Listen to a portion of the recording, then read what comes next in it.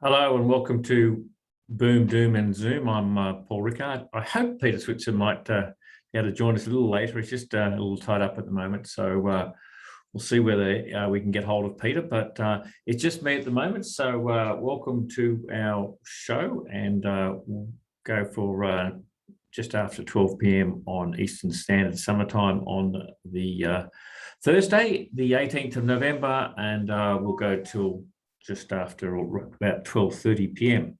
Okay, as usual, we've got a couple of things to say. First of all, that what I hope I'm going to say to you is brilliant financial information, but of course I don't know anything about your particular investment needs or investment objectives or financial circumstances. So before acting on the advice,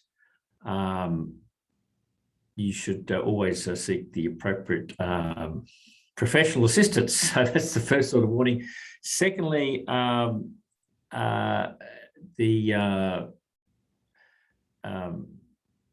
question around, well, not in terms of a warning, but the second part of that was, of course, how to ask a question. Two ways you can ask a question. You can raise your hand, and you can raise your hand, and we'll try to unmute you.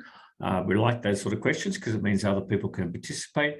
But secondly, the other way to do it, of course, is that you can just type your question on the screen below in the Q&A part, and it'll come through to me. Okay, so on that note, I think I'll kick off. The first question is from Michael, just wondering if Peter was able to obtain the City bear market checklist. That's a good question, Michael. I don't know whether when Peter last looked at that, it was a few weeks back, and I'll take that on action for Peter to see whether he can get hold of that, because I guess probably a lot hasn't changed, but whether bond yields and the inflation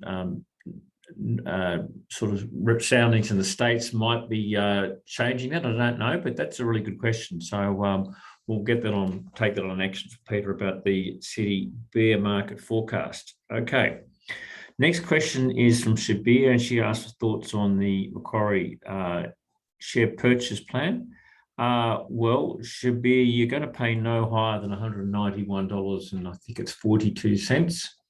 Macquarie is currently trading today at $204.93. So on paper, that's what, $12, almost $13 cheaper than it's worth. So one option is you could just buy the shares in the share purchase plan and sell them on market, or you could sell some on market now and buy them back in the share purchase plan. So on that basis, it looks a bit of a no-brainer.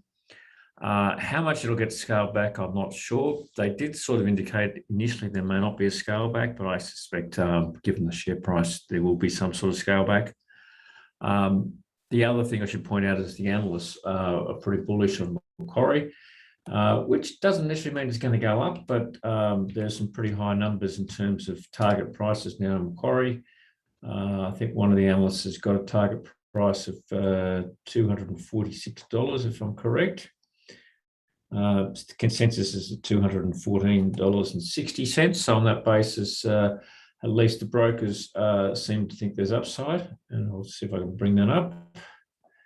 Yeah, so City's got a target of $226, and Morgan Stanley's got a target of $245. So there's some big numbers out there. Okay, let's go to another question here.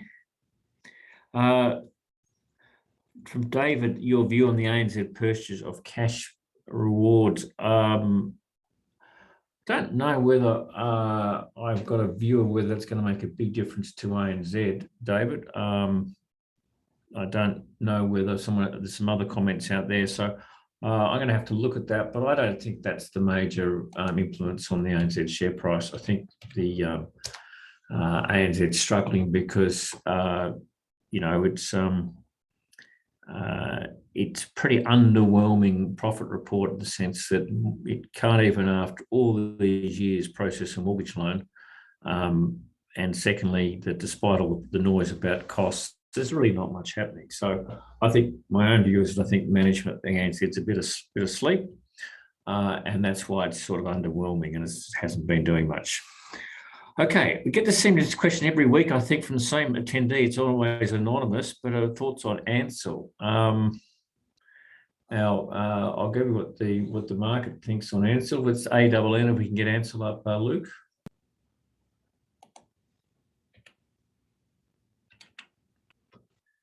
Right.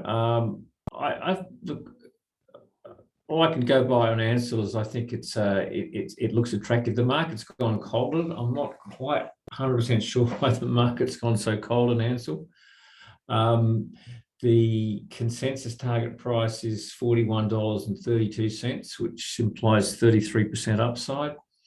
The range from brokers, if I look it up, Macquarie's a low at $30.70. Morgan's came out with an update to its forecast. It's $41.87. So certainly taking a bit of a battering. I mean, there are stocks like that which were very hot for a period of time. Suddenly, a few of the institutions have sold out, taken profits, and I'm just not sure as to where Ansell goes from that. So sorry, we can't do any better than that on from the anonymous attendee. Okay. All right. So this is from Michael. What are your thoughts on the short-term outlook for EML and Suncorp? Well, there's a double barrel. EML, which is EML Payments. Look, not a lot happening there because I still think the AML stuff has gone off the boil. It's still there. I mean, generally, the other thing that's happening around a lot of the payments companies, if you look at it internationally, is that some of the prices have there's a lot of hype around payment companies, and some of the hype is just starting to fade. So we've seen, some big movements in prices for Visa and MasterCard. We've seen some pressure on the Square share price. Generally, the multiples, I think the market's starting to view payment companies as having been pretty fully priced. And I think you've seen generally, if you look at most of the payment companies locally, you've seen downward pressure in the share price over the last few months or so. So that's EML Payments. Let's have a look at Suncorp, which is the second one. So that's SUN. I like Suncorp. I think Suncorp looks pretty attractive, but the market has been a bit more subdued on Suncorp recently. So let's just see what the analysts have got to say on Suncorp. They've got 18.8% upside. They've got a target price of $13.13. Most brokers have got buy ratings. So I've got Citi, Macquarie, UBS, and Credit Suisse with buy ratings, and the other three majors have got neutral ratings. I'll look across the screen, a range from a low of $11.90 through to a high of $14.30. I think that with the market just under a little bit of I wouldn't say pressure, but just coming off the boil a little bit. Some of what I guess the second tier lenders, banks and financial institutions like Suncorp and Bendigo have been coming, and Bank of Queensland have been coming down. And we've also seen that go into the third tier part of the market. So I guess that's what's sort of generally influencing Suncorp. I mean, insurance stocks are not really flavour of the month. So it's not benefiting at this point in time from either insurance or its banking business. So hopefully we've given you an answer on that one. Okay. So the question from James. Let's deal with BlueScope, which is BSL. A lot of people have been pretty bullish on BlueScope. Again, it's probably one of those stocks that just got a little bit ahead of the market, got a bit too excited about it. It's come off from its levels, but it's I think around $20. It's showing a bit of support. Again, analysts pretty bullish on stock. Target of $27.34. It's not doing anything wrong. It's just that the question is, are there better value around there? So I think we've seen, if you listen to the Switzer program, we've been pretty keen on BlueScope. He's had a really good run, I have to say, as you look at the graph over the longer period, but that's sort of thoughts on BlueScope. Okay, now let's go to the questions here on MFG from one of our anonymous attendees. So I'll just bring that up. So do you think MFG is a buy at current levels? So that's Magellan Financial Group. I think on MFG, I just can't see the graph. I'll just bear with me.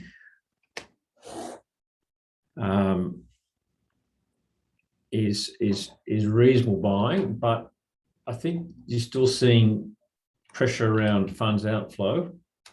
And there may be better value in some of the other fund managers. So we wrote about that all the other week.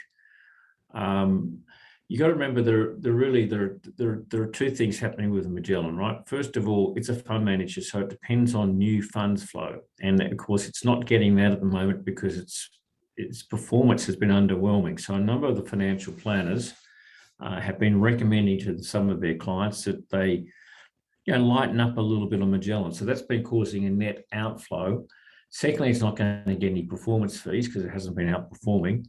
And thirdly, I guess that industry, doesn't have, while it enjoys tailwinds of stronger asset prices and more money, there's still a downward overall pressure on fee levels. And that's why I think you've seen Magellan under pressure. So I think at $35 or $34.60 where it is today, it's interesting, but not compelling. I think that, have a look last week, there were a couple of others we thought were better value. I know Pete's got a slightly different view on Magellan. He's a bit more bullish on Magellan than I am. Look, I'm probably sort of waiting for a bit further. It's starting to, what you could say with Magellan is it's starting to form a base here between $30 and $35. And maybe, once you get that base built, that might be sort of starting to be in good buy levels. In terms of the analysts on Magellan, just while we're on that.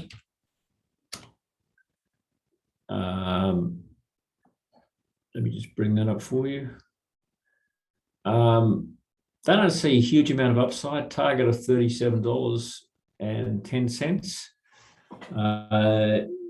UBS has a sell with a target of $29.50. Macquarie is now outperformed with a target of $38, and the others are all between $30 and $35. So there's not a huge degree of institutional support on that. Okay, so let's go to this question from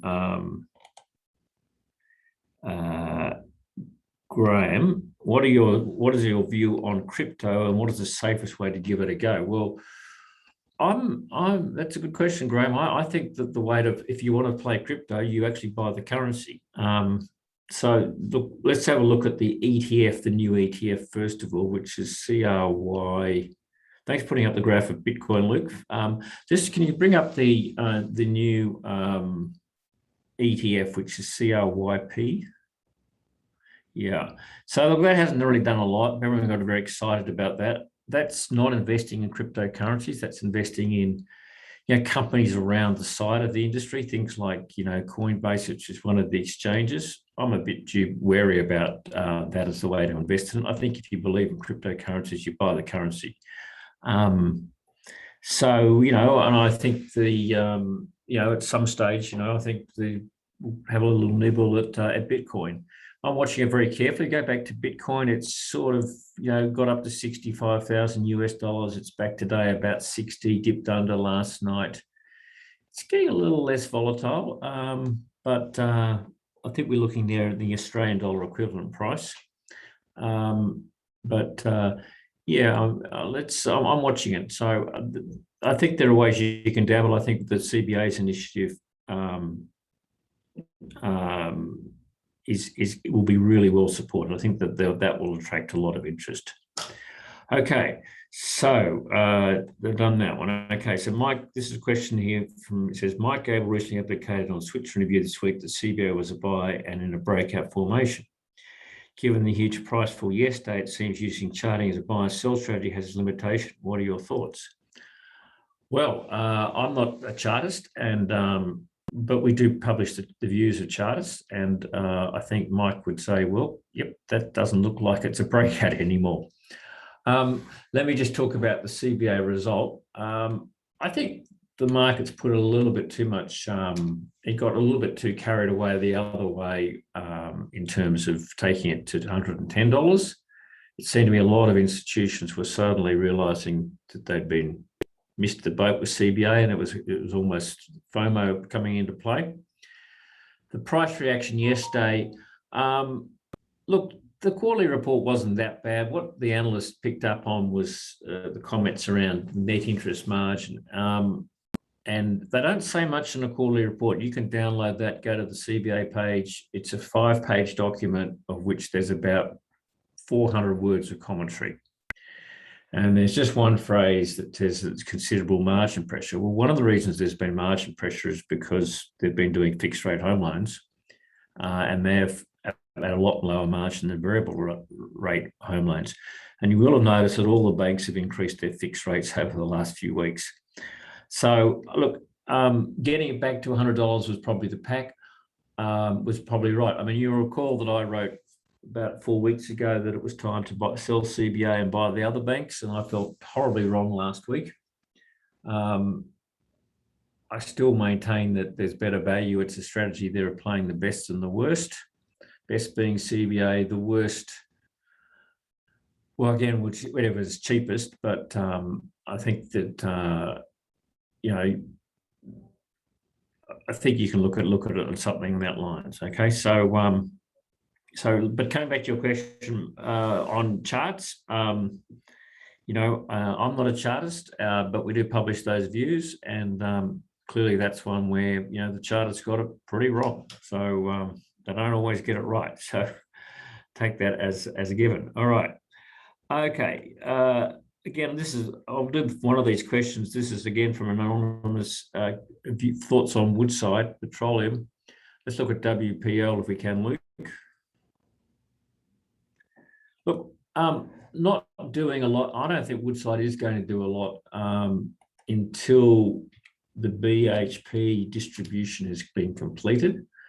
Now, you recall that I think earlier this week, Woodside announced that a partnership in terms of effectively selling off part of the huge Browse development.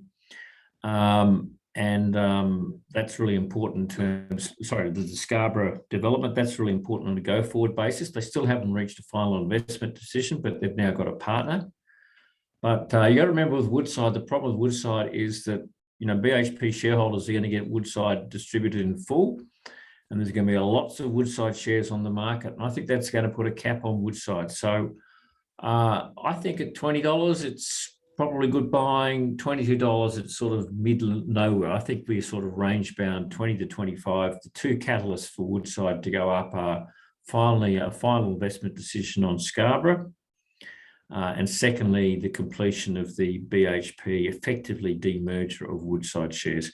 And that's still, I think, not slated to happen until the second half, or towards the, I think they want to get it done before 30th of June, but it's going to be well into the back end of this current financial year. Okay, I can see, Peter, you've joined us online. I'm sorry I'm late, Paul, and just let it say I'm sorry I'm late. But Woodside, by the way, 19.4% upside, the analysts believe. All right. Yeah, had a question before, Peter, which I'll just throw to you about the City Bear indicators. Yeah. Have you had a look at that recently? And I haven't come across it recently, but I promise everyone listening that on Monday's story, I'll track it down and give us the latest assessment.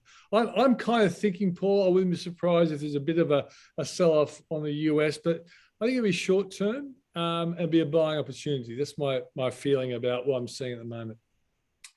Okay, so look, question here, again, a couple more anonymous around the Westpac buyback. So I always get a bit strange looking at these questions because I wrote about it extensively on Monday. So first of all, encourage you to go and read the online edition of the Switzer report on Monday. You can see all about the Westpac buyback. I think what is interesting about this buyback is it won't be at a discount of 14%. It'll be less. And secondly, that it's only going to work probably for zero rate taxpayers. It's not very attractive. It's much higher capital component, much lower franked dividend. And as the Westpac price goes down, it becomes even less attractive. So you don't need to take any action until the cuts off on the 17th of December. So still got almost a month before you need to do anything about it. The way I would play it depends totally on your tax rate, and you can see that if you go to last Monday's Switzer Super Report, and you can see it all there. Okay, so a lot of questions here about Tyro, Peter, which I've just waited for you to join us. So I'm not going to comment, but what's your view on Tyro? Yeah, my view on Tyro, I'm a bit surprised that the market's reacted the way it has in recent time. I'm just having a look at what the analysts are saying about their view on Tyro. They're a bit surprised as well. They've got a 35% upside view on Tyro. In the absence of being able to, quiz you publicly or privately, all I can say is I just think that it must be a buying opportunity for Tyro, provided that the analysts and there's now 4 analysts who cover Tyro. Macquarie thinks 13% higher. Orbinet says 39%. Morgan's 37%. And Morgan Stanley, they're big believers, 52% upside. So clearly I'll try and get Robbie Cook on the program for Monday night show. So that he's a CEO. So he might be able to give us a bit more light on the subject. How's that sound? That's good. I did point out to our listeners before a lot of what happens in the Australian market and a lot of our companies, we just follow what's going on States. And some we saw during the week, announcement from Buffett about selling Visa and MasterCard. Their share prices again were down last night. We've seen, look at attractive prices Square, which if you, SQ is the code. So anyone can get CNBC, which is a great little app, Pete, that you and I use, which is you can put up a watch list and you can track the prices of US companies and just have a look at companies like Square, and you'll see that's been coming down. So it seems to me a bit of reevaluation about that whole sector. I think, and maybe you're starting to see that in some of the companies locally, that even if people mold them to get back up, there's just enough institutions saying, no, we're actually going to find the next hot sector, right? Which is a lot of what they tend to do. So just be careful of that. And I think you can it's worthwhile if you're investing in those sort of companies, follow the market leaders and look what's going on there a little bit. Yeah. Okay, so Wendy's got a nice comment. She says, is there an overall concern for banks, or are the price moves just around individual bank reports? Congratulations, Paul. You're right about CBA having to come back. I sold the buyback, was waiting to buy back, but my patience ran out and I bought back too early about a week. Well, I also felt about the same way. I needed to keep the faith, still happy to own CBA. I think I've answered that, Wendy, but I did say that there is, I guess, the one negative out of the bank reporting season. We've now seen all banks issue a report with the net interest margin. Now, part of that is obviously because the home loan market, it's all been about fixed rate home loans during the last quarter, and there's been huge, something like about 55% of all new home loans, 60% of all new home loans have been fixed rate, which is unheard of in a very strong market. And that's all changed now because a lot of the banks, have basically moved their home loan rates up, fixed rate home loans up in the last couple of weeks. And that's put some pressure on the net interest margin. Now, if interest rates do go up in Australia, that should be good for the net interest margin. So I don't think it's quite all doom and gloom. I think the market just, got a bit carried away and has had a look at each of the results and said, okay, well, there's a bit of disappointment there. But, they then come back to the same question, where they put their money, right? So I think you just got to be a little bit patient. I think CBA, as I said yesterday and today, is probably a bit of an overreaction, but it was an overreaction the other way. And when you price to perfection and you disappoint a little bit, doesn't take much to change sentiment. And we have now got so many people who are just day trading some of these stocks. You just got to be, portfolio investors like you and I have just got to be patient, right? I know patience is hard. It's the hardest thing you learn as an investor, but sometimes you've got to back your belief and just try to not look at what the market's doing on a day-by-day basis. What do you think of that, Peter? Yeah, I totally agree. Paul, the analysts, think the share price could fall to $87. I don't think that's right at all. Look, I'd love to say go in and buy now, but I suspect there may well be a little bit more downside. But this is a buying opportunity for someone who wants dividends. It's going to be a good dividend, and might not be as good as you'd like. There'll still be a good dividend. And you're right.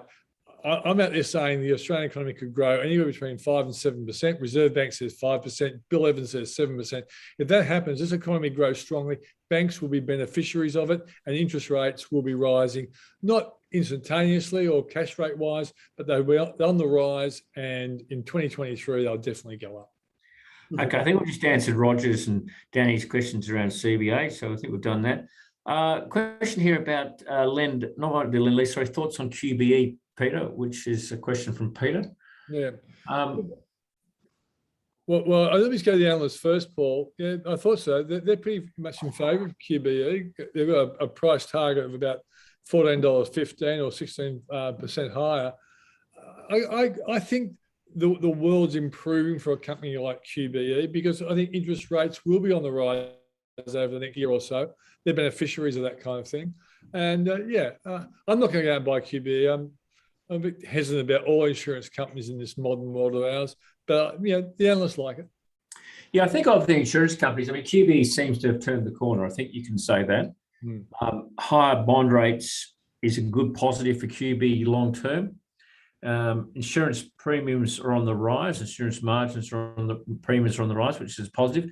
The negative is that, I guess, Peter, as you say, is that we're in a world where we seem to find a lot more problems. We've got a lot more issues around, natural events, and claims are also on the rise. And it's hard to. A lot of people are very reluctant to back insurance companies. So it's not a lot of love for insurance companies generally. So I think of the leaders we talked about Suncorp early. QBE probably looks pretty attractive, but it's not a sector that there's a lot of love for. And so while the analysts can be bullish, it just may not see strong institutional flows. Yeah, Credit Suisse says 28%, Paul. They're the most optimistic. Yeah. Okay. And there's a couple of questions here about the thoughts on the Cromwell Properties. All right, let's have a look at CMW, both from Fred. What are your thoughts on Cromwell Properties in a forthcoming higher interest environment? Well, look, I guess, Fred, to answer that, if interest rates go up, I guess that's one of those companies that's going to do it tougher, right? So I don't know if we've got that on the screen there or not, because it really relies on finding new properties, packaging them up, selling them, and all those sort of things. And so if interest rates go up, that's one of the sectors that's going to do it harder. So I'm not sure I'd be rushing into Cromwell Properties. Peter, what are your thoughts on that? Yeah, I'm kind of with you, Paul. There's only two analysts that look at it. One says upgrade from Lighton, 13% higher. Morgan say hold, and their target price, they go up 25%. But I think your analysis is right. I wouldn't expect the share price to go down from here, looking at the chart, but I wouldn't be expecting these guys to shoot the lights out. Okay, and then the final question, Peter, is I think I really like this question. It says, trying to find it again. It was, what is the one share you'd recommend for an 18-year-old just starting out? That was question is from Linda. Well, you want a company that maybe is underpriced, but is a quality company. So even if I get it wrong, you say, well, he was wrong in the short term, but in the long term, it was a good idea. I think BHP is a good start. I think it's been bashed up lately. I think even if it takes a while to rebound, I think it will do well. And it's also like what Buffett would say, be greedy when others are fearful. So at the moment, the resource stocks are on the outer. It may be a good buy as well. And I also think Tyro will be as well over time. Linda, I would never recommend one share, but if I had to, would be CSL. Yeah. I don't disagree with BHP. I think you can probably find for an 18-year-old starting off, you can put together 3 or 4 shares together. Comsec's got little share packs, which aren't bad. But, you know, if you wanted to put I'd go for, and I write about this a lot, I'd go for some shares that companies they might know about or might have a personal association with. So perhaps a company they use the services of. But, you know, you could put together a bank, a supermarket, you know, a telco, you know, maybe an Afterpay, I don't know, something they use. I do always think if association with companies is and knowing what they do is a really good place for an 18-year-old to start. But anyhow, that's my view. But if you look after just one, it's CSL from me, it's BHP for Peter, and I'm not going to disagree with you either, Peter. I think an ETF for the whole ASX 200 is a good idea as well. Yep, that's the other way to do it. IOZ or VAS, that you get the whole ASX 200 or 301 ETF. Okay, we're out of time. To 12:33, we're a couple of minutes late, but we started a fraction late. So that's it for this week's Boom, Doom and Zoom. We'll be back next Thursday, same time, 12 p.m. Eastern Summertime. And get your questions ready because we sort of will pretty much take them in order, Peter. So we don't get to cover them all off each week, but those that come in first get answered first. So 12 p.m. next Thursday, Boom, Doom, and Zoom. We'll see you then. Enjoy the rest of the afternoon and the weekend, and have a great hope investing brings you good fortune. Good afternoon from on both our behalves, Peter. Good afternoon from me. Good afternoon from you. Good afternoon.